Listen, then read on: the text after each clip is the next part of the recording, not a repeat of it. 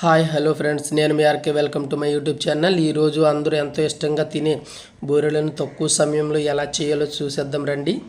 ఒక కప్పు మినపప్పు, అదే కప్పులో బియ్యం తీసుకుని 1 అవర్ పాటు వాటర్లో నానబెట్టుకోవాలి. తర్వాత స్టవ్ వెలిగించుకుని ఒక గిన్నె పెట్టుకుని అదే కప్పులో పచ్చిశనగపప్పు వేసుకుని తగినంత వాటర్ను పోసుకుని పప్పు మొత్తం 70% ఉడికించుకోవాలి. ఉడికిన ఆ పప్పులో అదే కప్పుతో బెల్లం కూడా యాడ్ చేయాలి. ఇదంతా దగ్గర పడ్డాక యాలకులు పౌడర్ కూడా యాడ్ చేసి ఒకసారి కలిపి చల్లారే వరకు పక్కన పెట్టుకోవాలి. నానబెట్టుకున్న పప్పును మెత్తగా రుబ్బుకోవాలి. మనం చల్లారబెట్టుకున్న పూర్ణాన్ని మనకు నచ్చిన సైజులో ఉండలుగా చుట్టుకుని పిండిలో ముంచి ఆయిల్లో వేసుకుని బ్రౌనిష్ కలర్ వచ్చే వరకు వేయించుకుని తీసేసుకోండి ఫ్రెండ్స్. అంతే, ఎంతో రుచిగా ఉండే బూరెలు రెడీ.